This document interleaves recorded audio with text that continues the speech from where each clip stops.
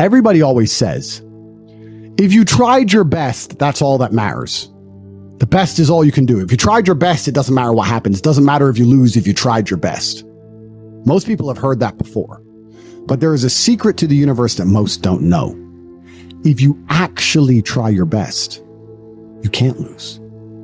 Not pretend to try your best, not try your best 90% of the time, not try your best with excuses. If you genuinely try your best all of the time, all day, every day, it's impossible to lose. So when people say, if you tried your best, it's okay to lose, that is a logic fail. Because if you lost, you didn't try your best in the first place. If you actually try your best, it is impossible to fail in this life. God is watching and he rewards those who want it the most. If you want it the most, you can have it. It's a competition. Every dollar you want, the house you want, the car you want, other people want, you have to win. You have to want it the most and genuinely do your best, because most people aren't capable of doing their best anymore. To get up every day, whether they feel like it or not, and perform regardless. That is the secret. You cannot fail if you try your best. So if you don't have the car you want, the woman you want, the relationship you want, the friends you want, the house you want, you haven't been trying your best. Because I guarantee you, the second you do, you'll have all of it. I believe there's only 3 reasons people are not rich. One of 3 reasons. They're either stupid, arrogant, or lazy. Stupid is actually the smallest category. People think, oh, you know, there's a lot of stupid people. There are, but I know a lot of stupid people with a lot of money, right? There's so much money in the world. To be too stupid to generate money, I think is less than 5% of the population. We're genuinely too dumb to ever make a good wage.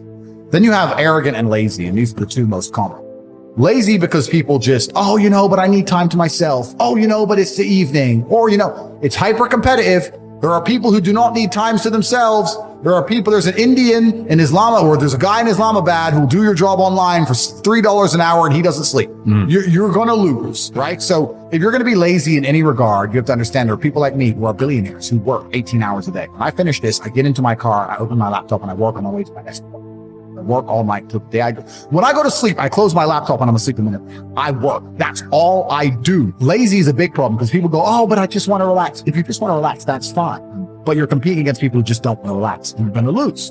And the last, and I'd say that's around, a lot of people have that element to them. A lot of people are lazy. That's about 50% of people. But the main reason people are not rich is because they are arrogant. If you were to take somebody who says, I'm doing my best, I'm really trying, and you were to get an exact schedule of their last week and find all the times they've wasted time, you'd say, look, you've wasted time, wasted time, wasted time, wasted time. You know what's actually amazing? Most of those people are not even self-reflective enough to go, you're right, I'm not trying my best. You know what they'd say? Well, I have to rest sometimes. Well, I have to have a social life. Well, they'd be so arrogant because they're arrogant. And then they go back to being a loser. A lazy person thinks he's working too hard, and a successful person thinks he isn't working hard enough. And we're doing 20 times the work they are. And we're like, oh, I could have done more, could have done this. Oh, I missed that today, can't miss that again. Oh, I should have taken that call. I should have flown there. I should have. That's, you know, we have guilt about it. They don't give a solitary fuck. And even if you pointed it out to them, they'd sit there and go, oh yeah, and they'd make some excuse for it. It's the brutal arrogance of people. Perhaps 50, 60 years ago, you could be a normal man with a normal job, have a normal life and a normal wife and a normal house and a normal car and be happy. But the world we are now living in is proving that being a normal man is nothing more than slavery. Being a normal law-abiding citizen with a normal income and a normal wage and one passport and a normal wife is going to leave you depressed. Sooner or later, it's going to leave you and you're going to end up fucking suicidal and miserable. This is what I don't understand about people, especially men in the world today. Why are they so worried about being afraid? Why are they so worried about, I was afraid every time I fought. Yeah. I fought anyway. Yeah. Like, I don't let fear guide what I'm going to do. I do what I'm supposed to do regardless of how I feel. So I don't see anything wrong with feeling fearful. I don't see anything wrong with feeling stressed or under pressure or anxious. All these things men are trying to get rid of. And I talk about men specifically. I gender this because I'm a man. I don't know how it feels to be a woman. But all these things that people are trying very hard to get rid of from their brains, I don't see why they need to leave. I will argue the point that if I feel anxious and pressured and stressed and fearful, I will get more done than if I was happy.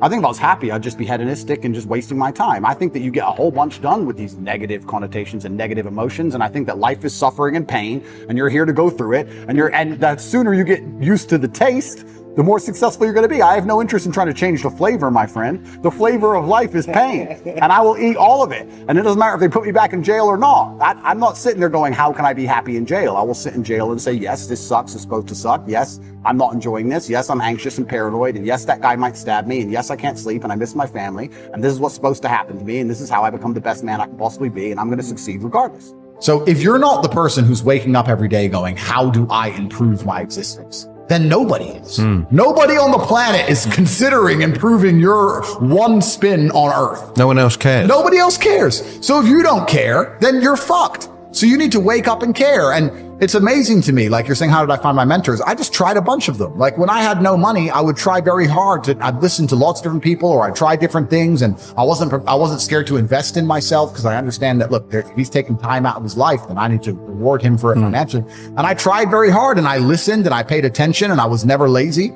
I don't believe there's a person on the planet who pays attention, tries their best, is never lazy, is on time, works hard, has a mentor, and is giving it his all, who isn't rich.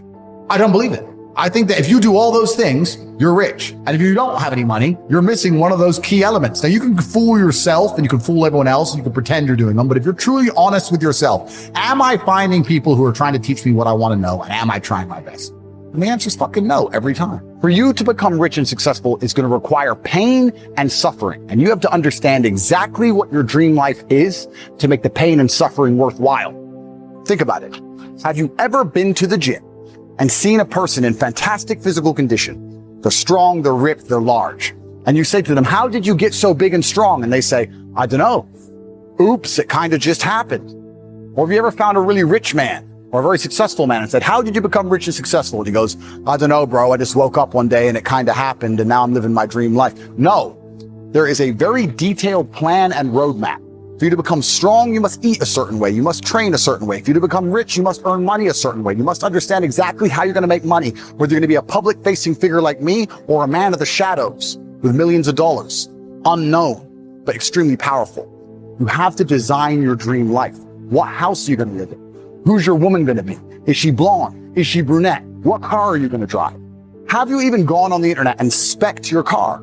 You can design your dream car right now for free on the internet, and you can choose the color. You can choose the wheels. You can choose the car. Is it a Lamborghini? Is it a Ferrari? Is it a McLaren? How much does it cost to the dollar? You talk about your dream life. You don't even know what your dream life is. How do you expect to get to a destination when you don't know where you're going?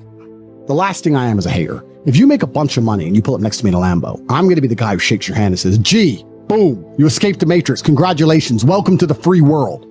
That makes me happy. I want all of you to win. I'm not a hater. I'm not out here hoping I get to win and you lose. If you lose, you deserve to lose because you didn't take action. If you take action, you will win.